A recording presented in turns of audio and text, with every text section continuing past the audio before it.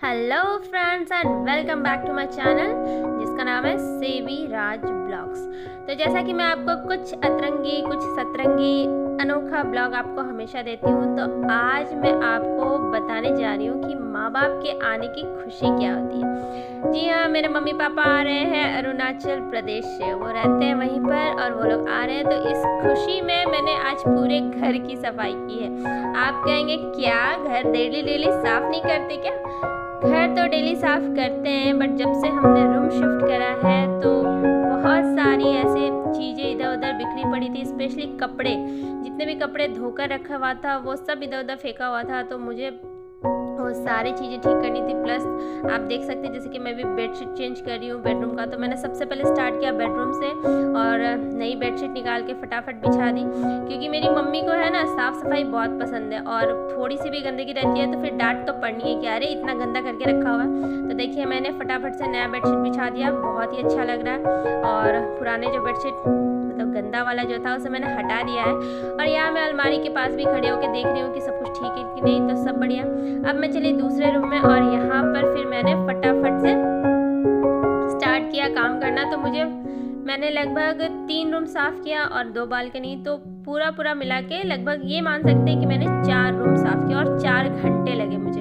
मैंने 12 बजे दोपहर 12 बजे से शुरू किया और मुझे 4 बज गए। तो सोच सकते हैं आप मैंने कितनी मेहनत की है, कितने लगन से।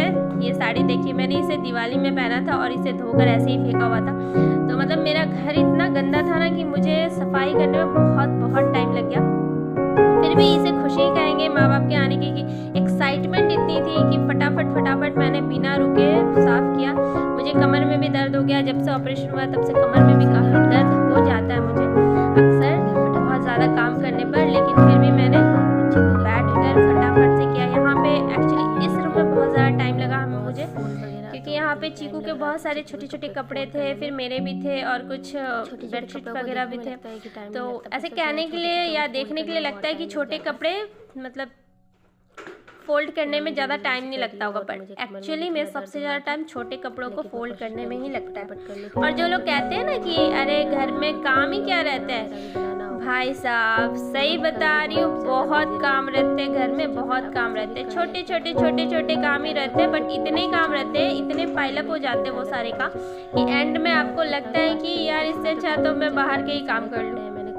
बहुत काम रहते हैं, इसलिए कभी किसी से आप मत कहना आपके घर में माँ बहन बेटी जो कोई भी है, सास ससुर मतलब जो घर के काम करते हैं ना, उनसे कभी मत कहना कि तुम घर में रह के क्या करते हो, क्योंकि घर में रह के वो एक्चुअल में पूरे घर का काम करते हैं, साफ सफाई करते हैं और वो छोटे काम ही बहुत बड़े हो जाते हैं। तो चलिए आगे फिर बताती हूँ। मैंने सारे कपड़े फोल्ड किए फटाफट से, जिसमें मुझे काफ़ी वक्त लगा, मेरे कमर में भी दर्द हो गया, लेकिन फिर भी मैंने किए। और उसके बाद इस रूम को साफ़ करने के बाद मैं फिर दूसरे रूम में भी गई, तो अभी तो यहाँ कर ही रही हूँ, आप देख सकते हैं। ज़्यादातर कपड़े इसमें मेरे हैं, चीकू के हैं, और कुछ जो इसमें आयरन करने के लिए भी कपड़े थे तो उसे एक तरफ कर रखा था हमने, और एक कपड़ा जो था जो धोने वाला था उसे एक तरफ करके रखा था। तो बहुत टाइम लगा इसी में। फिर हमारा बालकनी भी बहुत गंदा था, तो इसे साफ़ करने के बाद फिर मैं बालकनी में गई, उधर भी साफ़ सफाई करा। मैंने स्टार्ट किया था 12 बजे से करना, और मुझे इसे कहते हैं एक्चुअली में मम्मी पापा के आने की खुशी। वो लोग आ रहे हैं, लास्ट टाइम आए थे वो लोग ठंडी वाले से बहुत वक्त हो गया, फिर भी 1 साल हो गया होगा। तो 1 साल तो लगभग बहुत ही टाइम हो जाता है, लास्ट ईयर अक्टूबर में शायद आए थे। तो मेरे लिए बहुत लंबा टाइम है ये, मेरे लिए स्पेशली बहुत लंबा टाइम है। और अक्सर मैं बहुत ज़्यादा एक्साइटेड हो जाती हूँ, क्योंकि मुझे लगता है ना कि आपके माँ बाप जब तक बूढ़े नहीं हुए हैं अभी, मतलब इतना है कि वो आपके लिए मम्मी आए तो अपने हाथों से खाना बनाकर आपको खिलाए। जी हाँ, आप यहाँ पे कहेंगे कि अरे कब तक माँ के हाथ का खाओगी, अब माँ को खिलाओ। बिल्कुल मैं आपकी बात से सहमत हूँ, लेकिन देखिए जब माँ बाप आपके बूढ़े हो जाएंगे तो आप उस वक्त माँ बाप के हाथ का वो स्वाद नहीं चख सकते। तो जब तक आपको ये खुश नसीबी मिल रही है, जब तक आप अपने माँ बाप के हाथों का खाना खा पा रहे हैं, तो क्यों नहीं। मैंने माँ बाप इसलिए कहा क्योंकि बहुतों के पापा भी खाना बनाते हैं, नो डाउट। तो क्योंकि अपने मम्मी पापा के हाथों से जब तक आप खा सकते हैं मीठा मीठा अच्छा बढ़िया बढ़िया खाना बनवा कर खा लीजिए। हाँ, मैं ये ज़रूर कहूँगी कि जब वो किचन में जाए तो आप भी पीछे से जाइए, उनकी हेल्प कीजिए। सारा तैयारी का जो प्रोसेस होता है उसको आप करिए, उनको दीजिए और फिर कंप्लीट हो जाएगा जल्दी से। तो आप बैठकर खाइए, उन्हें भी खिलाइए। तो देखिए यहाँ पे मैंने सारे कपड़े फोल्ड कर लिए हैं और मैं आपको रूम दिखा रही हूँ। मैंने बेडशीट चेंज नहीं किया क्योंकि इस रूम में कोई सोने वाला नहीं है। मैंने सारे कपड़े बस फोल्ड कर दिए सही से और फिर अब मैं चलती हूँ दूसरे रूम में। ये सब आयरन करने वाले जो भी अलग अलग मैंने करके रखे थे वो मैं दिखा रही हूँ। तो धोने वाले कपड़े भी इधर नीचे ज़मीन पे फेंक रखा है मैंने, तो ये सब कल धुलाई होगा।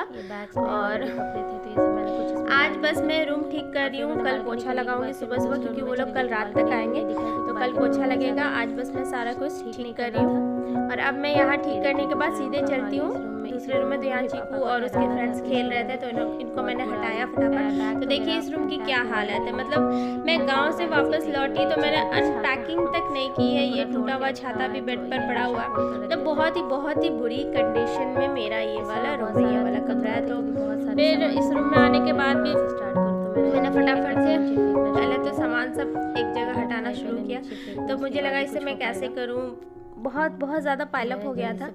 एंड में मुझे दिमाग में आया कि सब फेंको ज़मीन पे और एक एक करके फिर अच्छे से ऊपर करके रखेंगे। तो देखिए मैंने ज़मीन पे फेंका है सारा का सारा, मैंने बैग भी नीचे उठा के रखा और यहाँ पे ट्रॉली भी फेंका। तो एक्चुअली ये खुशी थी कि मम्मी पापा आ रहे हैं। ये कुछ इसमें कपड़े ऐसे थे जो कि बिल्कुल धुले हुए थे लेकिन वो फेंके हुए थे, तो इस वजह से वो बहुत ज़्यादा परेशानी हो रहा था। बेडरूम और 2 रूम और बालकनी मैंने लेकिन सब फेंका और उसके बाद फिर धीरे धीरे सबको साफ सफाई करके, हाँ इस पे यहाँ पे मैं दूसरा बेडशीट बिछाने जा रही थी बेड पे, बट मुझे ध्यान में आया कि मैंने इस बार गांव से जो मेरी मम्मी ने मुझे शादी में गिफ्ट किया था अपने हाथों से बनाया हुआ क्रॉस स्टिच का बेडशीट, जिस पे हम सब ने मेहनत की थी। मैंने, मेरे भाई ने, मेरी दीदी ने, मेरे पापा ने, मतलब हमने पूरे फैमिली ने मिलकर वो बेडशीट तैयार किया था। मैंने यहाँ पे पहले तो वही बेडशीट फिर मैंने एंड में इस पर बिछाया है और वो काफ़ी खूबसूरत लग रहा था। तो मैं आपको दिखाऊंगी अभी, देखिए आप देखिएगा। तो मुझे बहुत अंदर से एक्साइटमेंट, मतलब खुशी हो रही थी कि ये बेडशीट मैं बिछाऊंगी तो शायद मम्मी देखकर खुश होगी कि अरे वाह ये बेडशीट मैंने लिया था, गिफ्ट किया था और वही बेडशीट उसने मेरे लिए बिछा के रखा है। और फिर तकिया का जो कवर था वो भी अरुणाचल का ही था जो मम्मी ने गिफ्ट करा था, तो उसे भी मैंने लगा दिया तकिए में। तो मुझे बहुत अंदर से इस बार पता नहीं, मुझे इस बार बहुत ज़्यादा एक्साइटमेंट, बहुत ज़्यादा खुशी हो रही थी। तो इस वजह से मैंने सारा बेड फटाफट से वही वाले बेडशीट डालकर सही कर दिए।